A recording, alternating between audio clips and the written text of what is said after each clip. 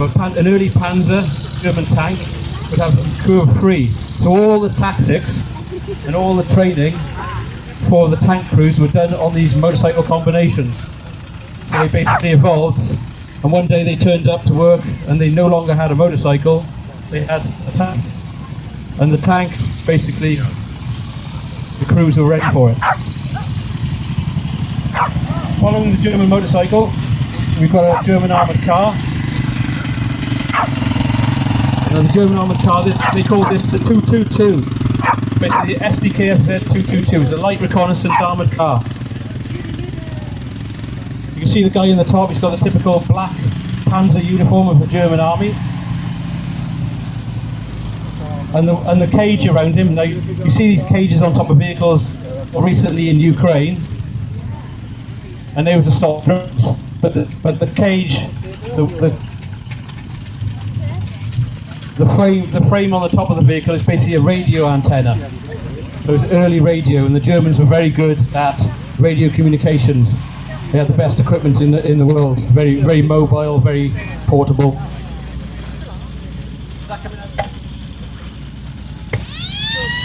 Can you hear that? Okay.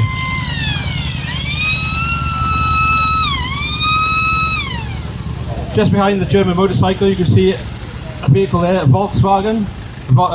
Type 82 Kubelwagen. Now these were basically built before the war when the Germans invented the Beetle, the famous Beetle.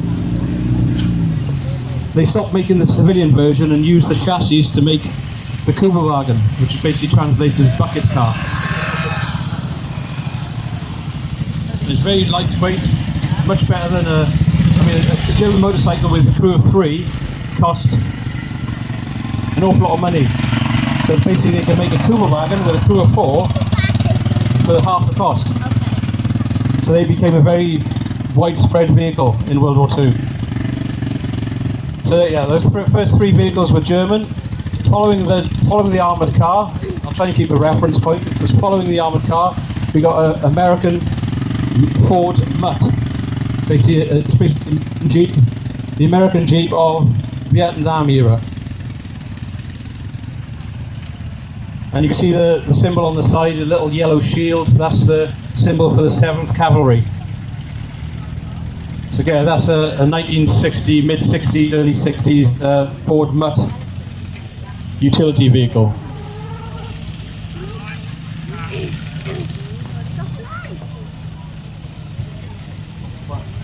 Okay, so let's look at the vehicle with the 2 flags on the front, the Welsh flag and the Remy flag. Signals even. Oh yeah, sorry. That's even worse. Yeah, so okay, the vehicle that's being pulled along by those 2 big flags, those 2 big sails, that's a Land Rover Lightweight, an air portable lightweight. Called a lightweight because technically you could take the doors off, the roof off, and put them in an airplane. So it's light and air portable. Now, by the time the British Army had developed that vehicle, the planes they were using were much bigger, so they didn't need them to be lightweight. So again, a long procurement process for the British Army, cost millions, and when they finally came into service, no longer needed.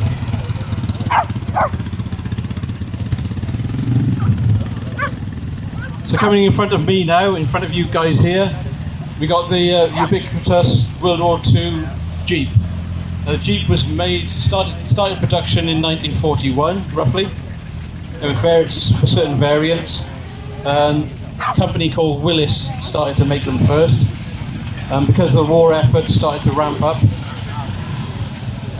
they couldn't keep up with production. So the company Ford started making them. So you've got 2, they're identical, all the parts you can swap on them. But basically Willis made them and Ford made them. The Willis made about 350,000 of them and Ford made 250,000 of them. So there's roughly 600 or so thousand Jeeps made during the World War II. And at one point there was a Jeep coming off the production line every 5 minutes.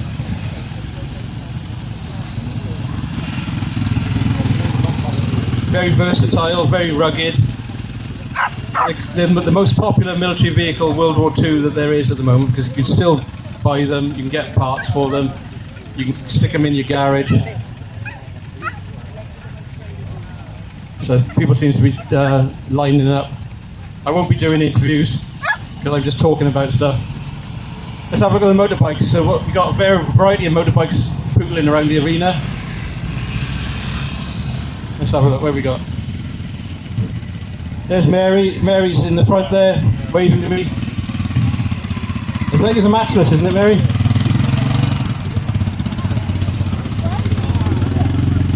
Yeah, it's a matchless.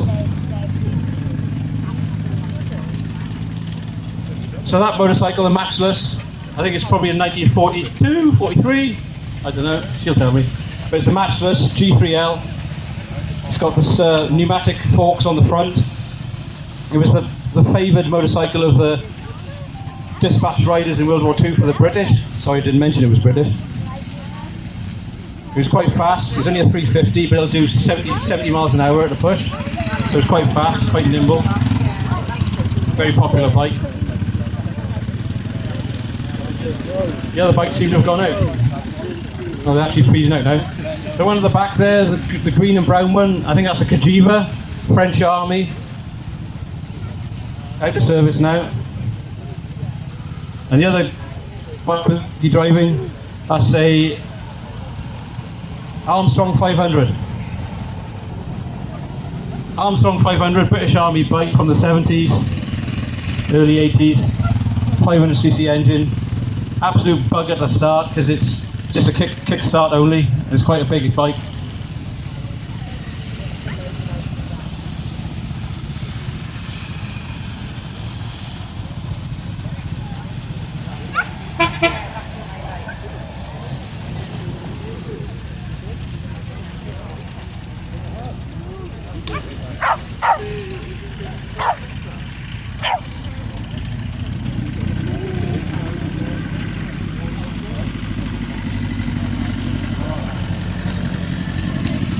Some of the vehicles are peeling out now. We'll get these German vehicles moving again.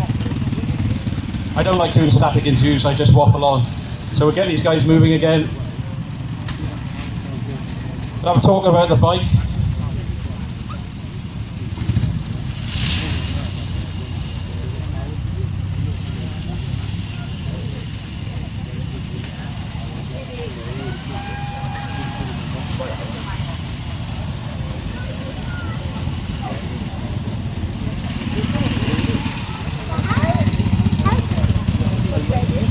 Right, this motorcycle combination coming out. I talk about the German stuff because I've got 6 of these myself. This is based on a BMW R71, designed in about 1936. It's got the sidecar on it with a 3 crew, machine gun. They very rarely had machine guns on them, but this, for this purposes, reconnaissance, they did have machine guns on it. Very versatile bike. Only one wheel drive. It's only the back wheel drives. The sidecar doesn't drive on these.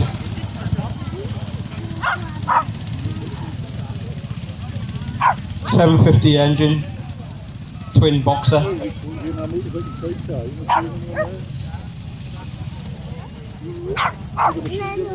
They're just going to run around a bit, or maybe go out. I don't know.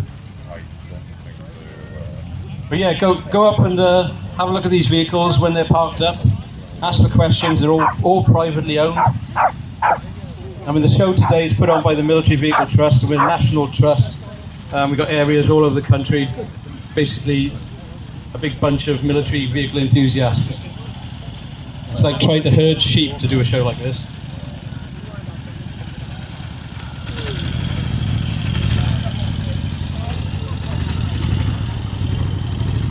Yeah, we got some interesting reenactors today. We got everything World War II, British, German, and American. We got some Vietnam era reenactors at the bottom end. We got a nice SAS Jeep, desert Jeep in desert colours with the setting. We got some nice British ambulance down there. So anyway, get yourself around the show, and I think we're doing another run around in about half an hour, something different. I think we've got a noonday gun, so the gun's firing at noon. I'll see you later.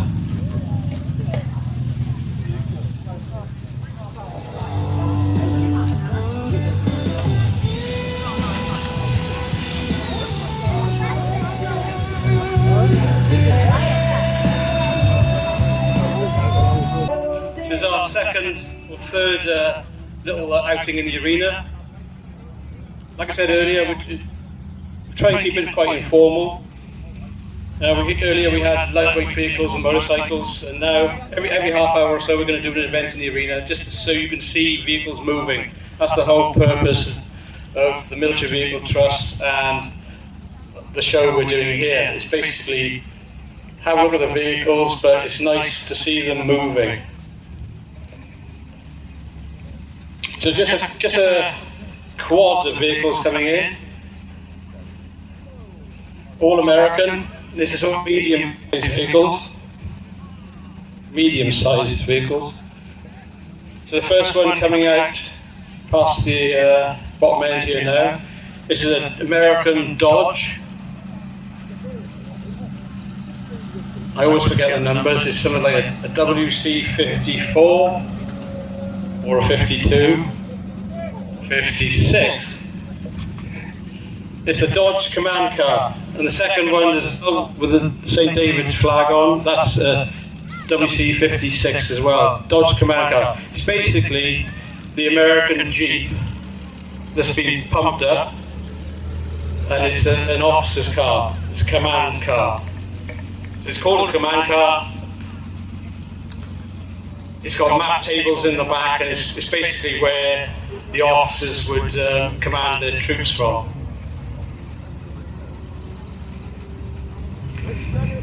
So we've got two Dodge command cars up front. Following up, we've got a WC52 ambulance.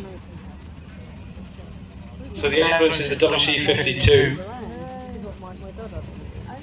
Slightly different. It's still made by Dodge, but it's a slightly different engine compartment and configuration. It's slightly longer wheelbase on it. Now the Dodge ambulance could take about 4 casualties. It's got 4 stretchers in the back and a little space for a medic.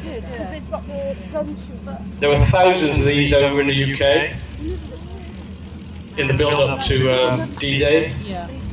Near to us is near Abergavenny, is in Gilwyn, if you know it.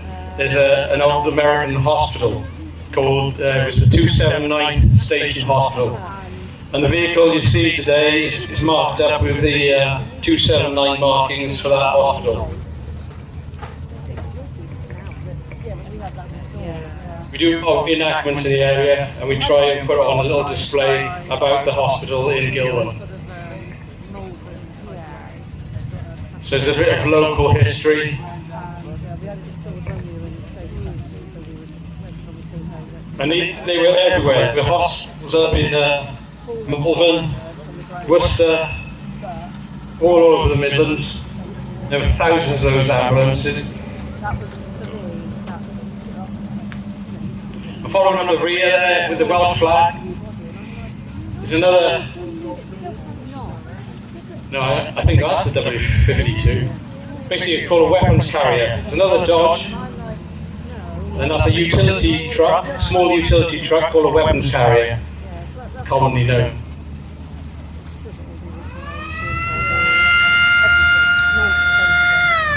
Oh look, he's got a siren. Oh, we set them off now. Here we go. Right, we've had something else come on the field. A nice little British truck. Quite rare, this one. I'll ask Mary now.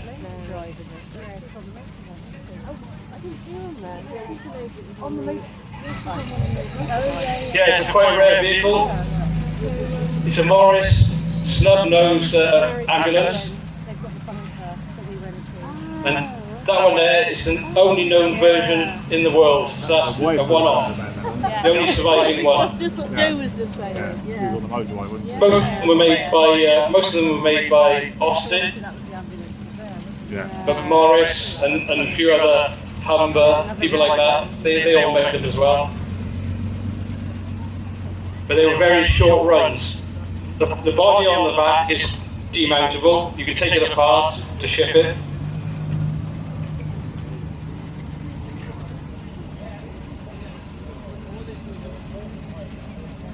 And again, the ambulance would take about 4 casualties. I think the British ones took a few more, maybe 6, with that body style on. Whereas the American one took 4 casualties, the British could take 6. We've got a friend, he hasn't brought it today, but he's got another one-off. It's the only one in the world, and it's a Humber ambulance, and it's about half the size. And it only takes 2 stretcher casualties.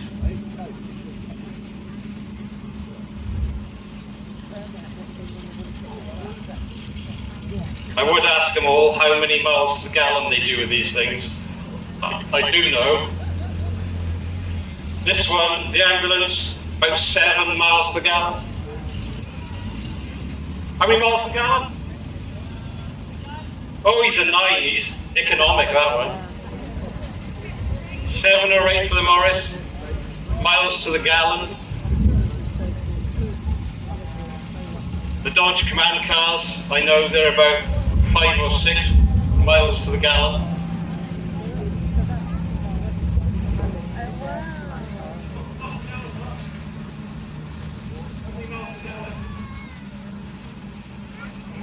He's sweating now. 12, oh, he gets the green sticker.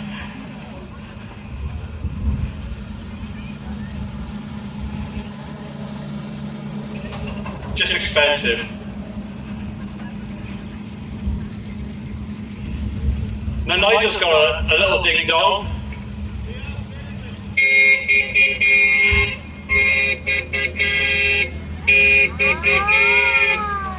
That's Nigel's little ding dong.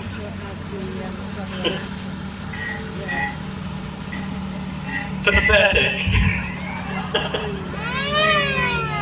Well, that's British. Yeah, that's got a certain tone to it. Yeah, like I said, I think these are all early 40s.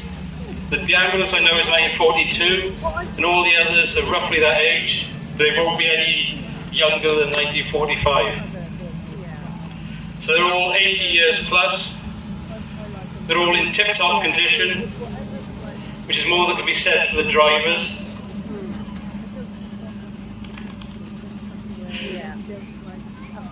Yeah. So yeah, whatever you have, don't take too good, impossible to use, and whatever you get. There we go. So before they have to take out another mortgage and have to refuel them, we'll get them out and we start preparing for the next little thing. Yeah, so whatever it is, I would just say, make it easy.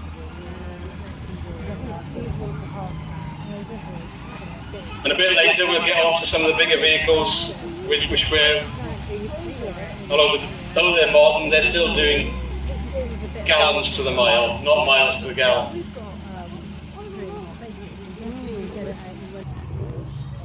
So we're getting first in while the others are getting warmed up. First thing we got into the arena is a World War II American M3 half-track.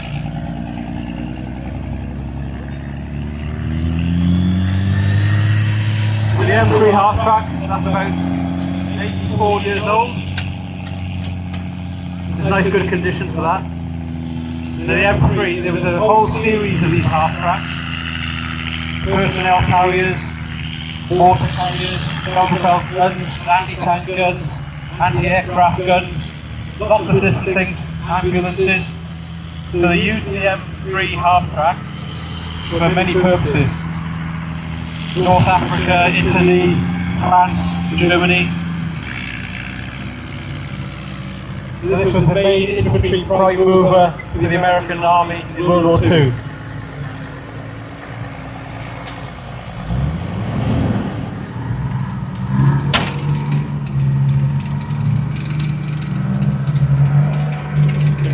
behind him, we've got a small reconnaissance vehicle called CT. I can't hear myself think. The CBRT Scimitar. The CBRT Scimitar was one of 3 reconnaissance vehicles. So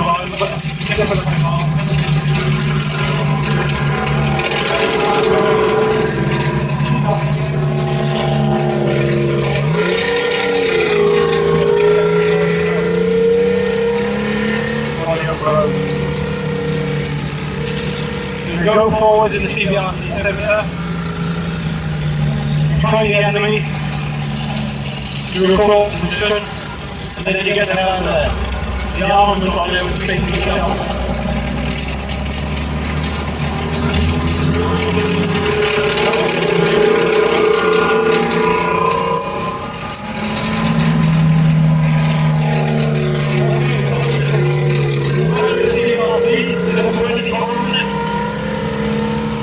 We've got a 432 armored personnel carrier, armored fighting vehicle, AFV 432.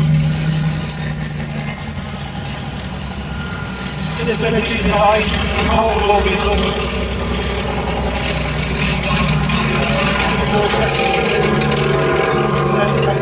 Infantry soldiers, pushing through it too.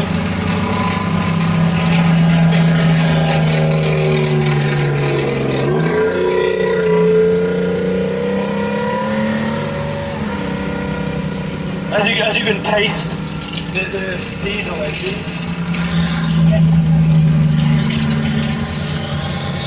Yeah, they're all diesel engines except for the World War II vehicle, which is petrol.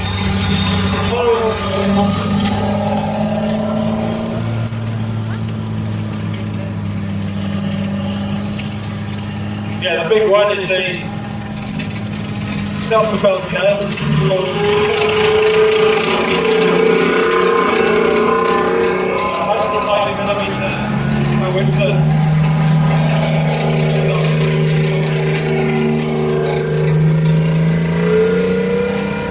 The current British Army version of the AS-190 was just going out of service. It's twice the size of that.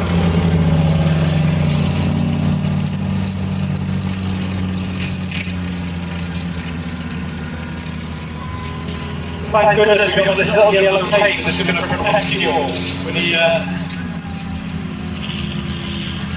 overruns.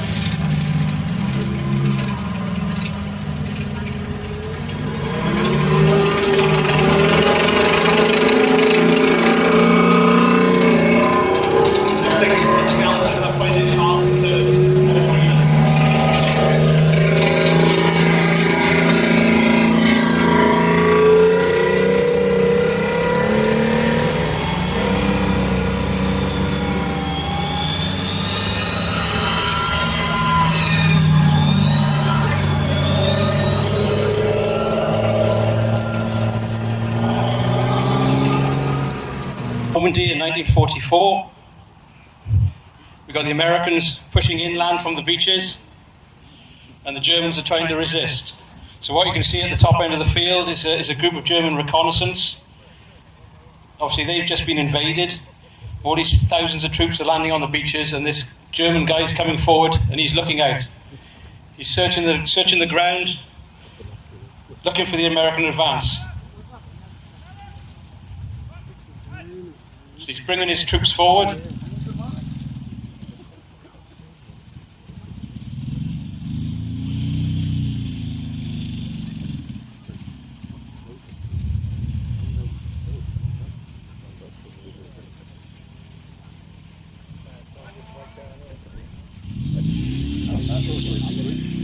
So the officer's coming forward with his neck chief on, white neck chief.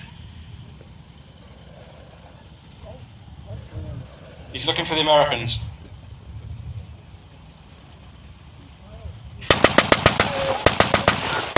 Okay, the Americans have seen him.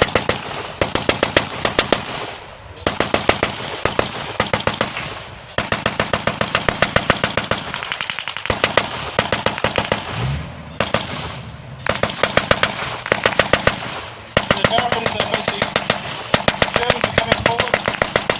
and resist the Americans. The Americans have seen them first. They've opened up with a 50 cal.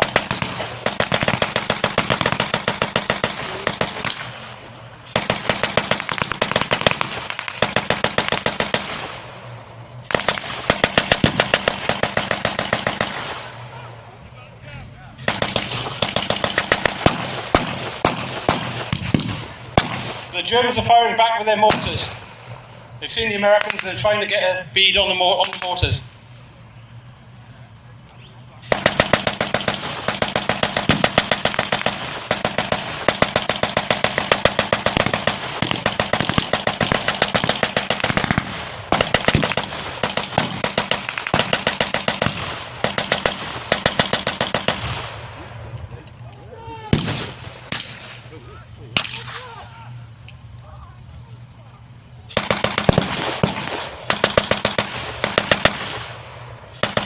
So the Americans are bringing forward their mortar now to try and counter battery the German mortars.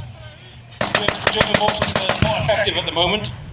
So there goes the American mortars.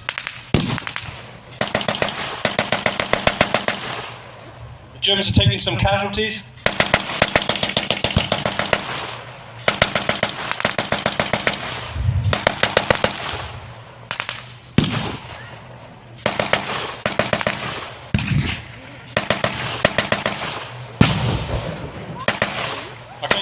Are starting to get the target on now. You've got to adjust the mortar so you can hit the enemy.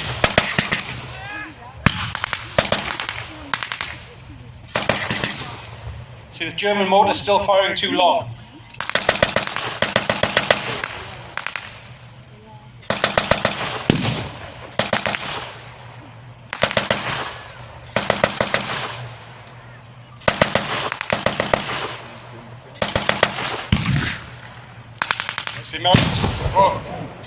The Americans are getting their target now.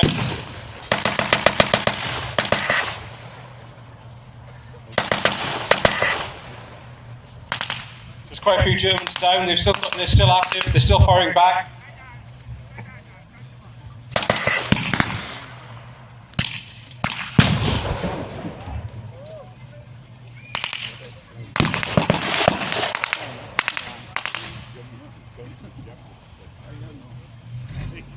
Okay, so the Americans are sending a signal out now. They're looking to advance.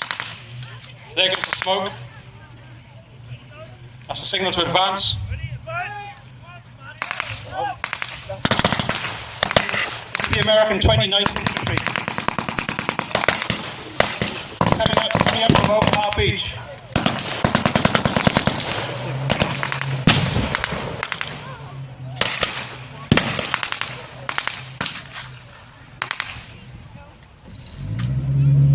The American 29th Infantry landed at Omaha Beach. And on the left-hand side, they're supported by commandos from the Royal Navy.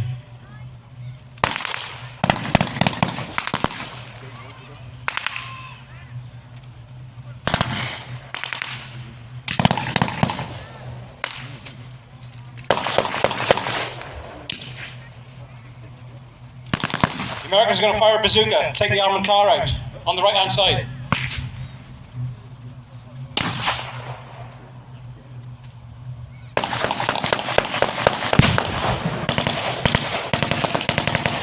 Okay, the German armoured car is on fire.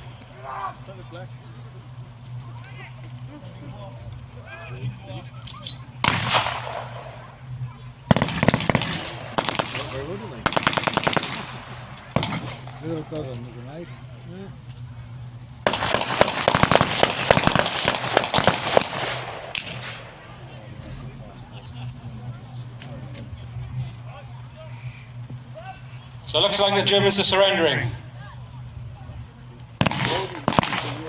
He's got his hands up, guys. Stop shooting him.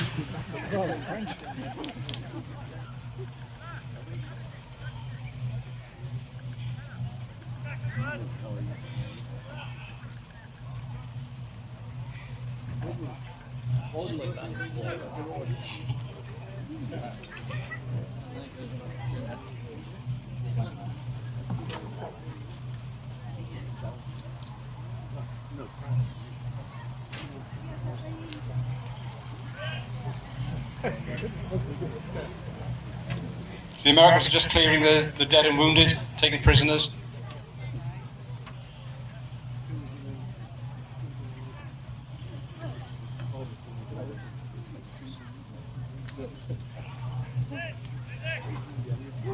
Okay, there you go.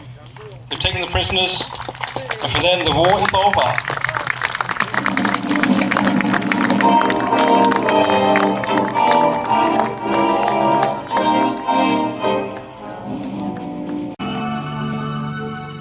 Where the boys are, someone waits for me. A smiling face, a warm embrace, two arms to hold me tenderly. Where the boys are, my true love will be. He's walking down some street in town, and I know he's looking there for me. In a crowd of a million people, I find my Valentine, and then I'll climb to the highest steeple and show the world he's mine. Till he holds me, I'll wait impatiently. Where the boys are, where the boys are, where the boys are, someone waits for me. Until he holds me, I'll wait impatiently. Where the boys are, where the boys are, where the boys are, someone waits for me.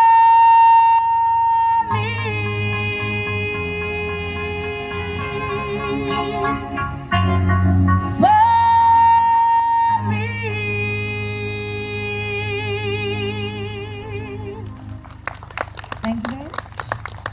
Well, you might have worn something more respectable than your slippers, John. You got your slippers on? I need you to be respectable. This one. Are you feeling posh? You shouldn't, not in them shoes. He was a famous rapper man from out Chicago way. He had a boogie style that no one else could play. He was a top man at his craft. Then his number came up and he was gone in a flash. He's in the army now, a blowing reveille. He's a boogie woogie bugle by Company B. They made a blow a bugle for his Uncle Sam. They really got him down because he couldn't jam. Can't seem to understand, cause the next to the cap went out and crafted a band. Now the company jumps when he was reveille. He's a boogie woogie bugle by Company B. A root, a toot, until he had a toot, they blowing eight to the bar. The boogie rhythm can't blow it unless the bass and guitar is blowing with them. Now the company jumps when he was reveille. He's a boogie woogie bugle by Company B. He was a boogie woogie bugle by Company B. Woo! When he played boogie woogie bugle, he was busy as Booby. And the company jump, bleeply revelry. He's a boogie woogie bugle by Company B. Touch to the toot toot. They're blowing eight to the bar. They can't blow unless the bass and guitar is with drama. And now the company jumps when he plays reveille. He's a boogie woogie bugle by Company B. Oh, da da da da da da da da da da da da da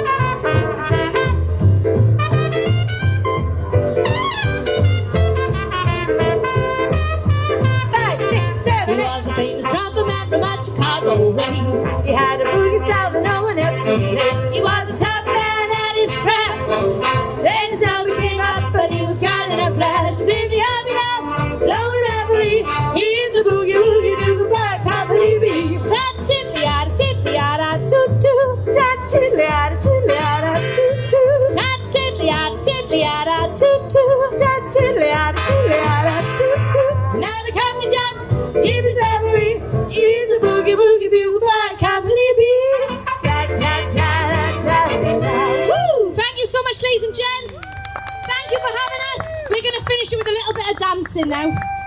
Please feel free to come up and join us. We'll teach you what we're doing.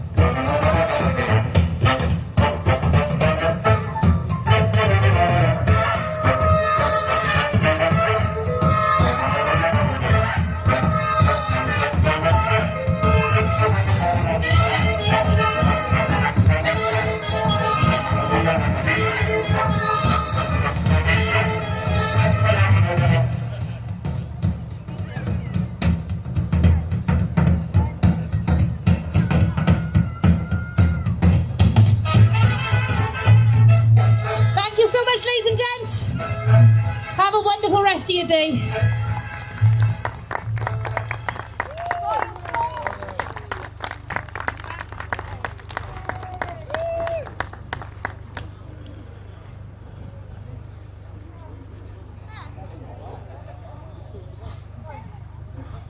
Enjoy that. Great double Land Rovers. These are both set up in Constance Row. Lots of radios on them for communications. So the first vehicles we've got are the lightweight Land Rovers. The third vehicle, the yellow one, is quite interesting.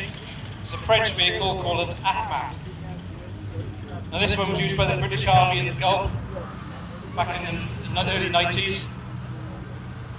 And it was used by special forces. Actually, I can't name who they were used by, but it was used by special forces in the desert. It's basically a utility. So the French Akmat, which is the third one. Following the Akmat, we've got a large grey vehicle. This is EST Militant. It's basically a British Army wrecker vehicle, or recovery vehicle. This is what was used to pull tanks out of ditches, lift engines out of vehicles to change the engines. Like early 1960s vehicle, this one. You can see it's got a crane and a winch on the back. It's got winches underneath to pull things out of ditches. The grey vehicle is an AEC Militant. Following the Militants, we've got a nice clean-looking Humber 1-ton truck. It's a British make Humber, mid to late 50s. It's called a 1-ton truck because it carries 1 ton. Probably weighs about 4.5 tons, that thing, but it carries 1 ton. Following the Humber, we've got a nice, neat, short wheelbase Land Rover, a Wolf. It's an everyday used vehicle for the British Army. They're just bringing all the Land Rovers out of service now. We're selling them all and we're buying Toyota Hiluxes. and green.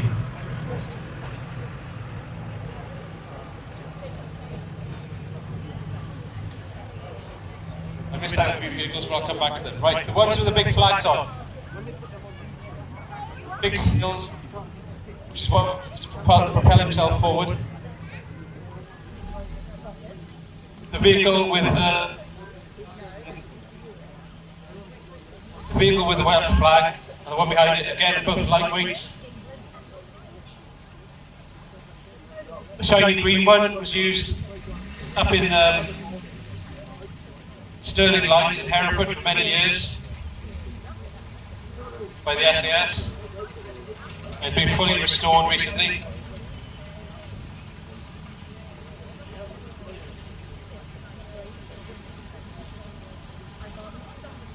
We've got a lot of lightweights.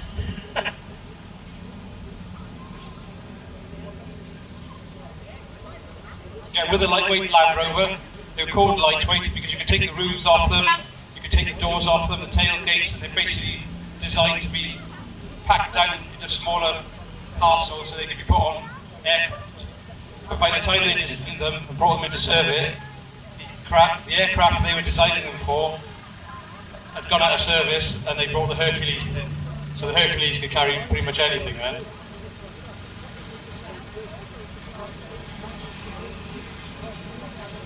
Coming round, we've got these two boxy-like vehicles. Again, there's Land Rover front, Land Rover. And these are basically called the 101, Land Rover 101. Again, these are air portable, designed to be carried under the aircraft.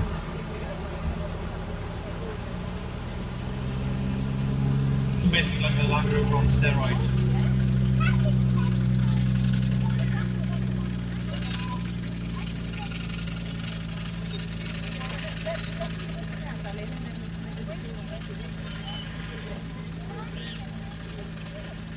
So the one in the front, it's all standard, but the front is powered by a diesel engine. And the behind, the shiny one with the flags, that's got a petrol engine.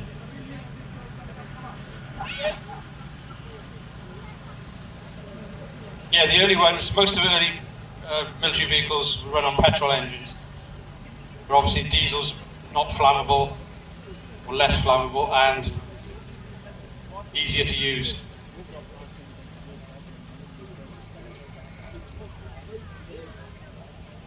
Another little lightweight coming past now with the Royal Air Force yellow stripe. This vehicle's known as Roger RAF.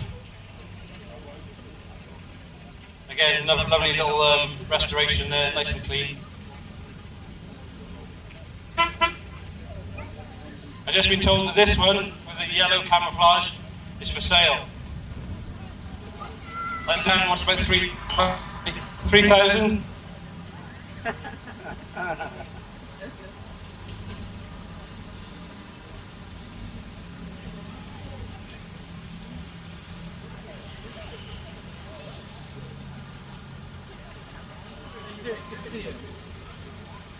Yeah, so we've got the yellow vehicle there, is the Akmat. Like I said, used in the Gulf War. It's a French vehicle. So it runs on wine. Very temperamental.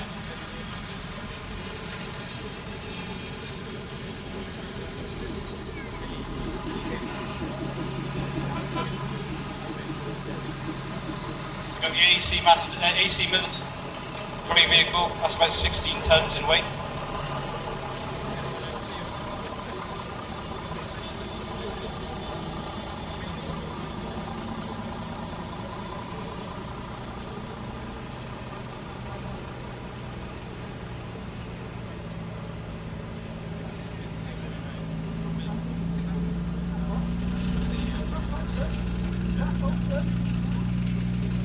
A lot of these vehicles, they've obviously all seen service.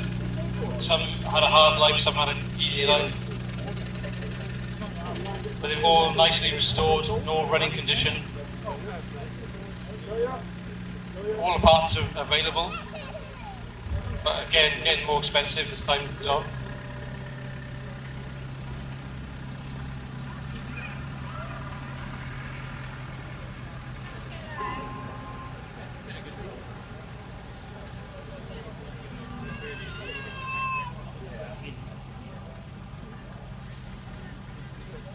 Darren, it's your light being for sale, isn't it? £3,000, isn't it? Another 7, yeah.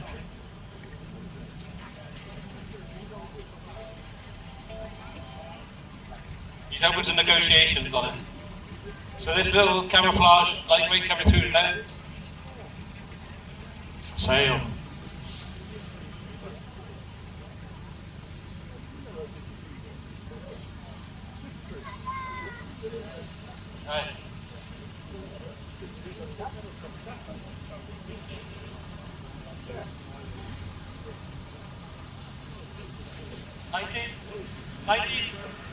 Right. Yeah, someone coming past now in the green livery. The standard land with 90-inch wheelbase.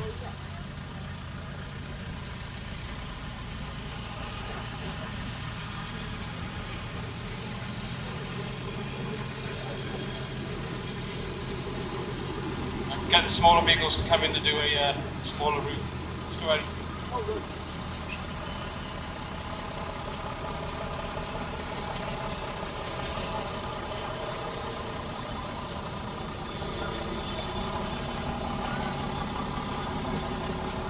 Stay on the outside. Self-propelled gun.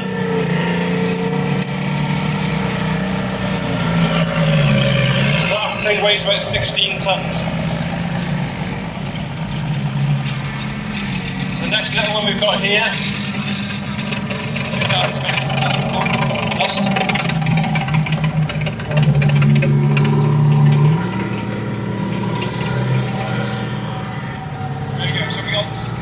CBRT Scimitar.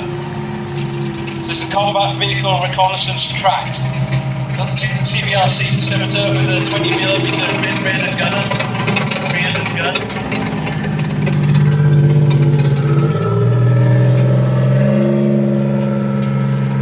So 3 Cold War vehicles and the World War II.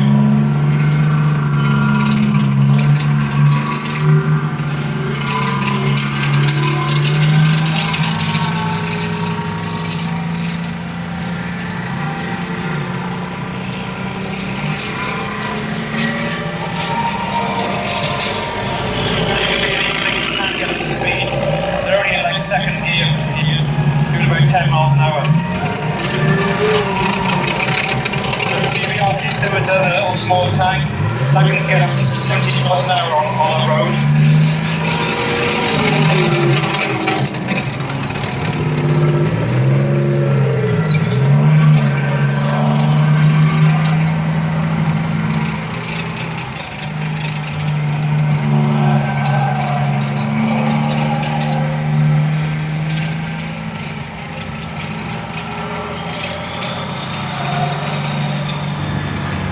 The 432, the one with 24 belongs to Alistair. Alistair runs tank school down near Usk, where you can go along and you can get rides in his vehicles.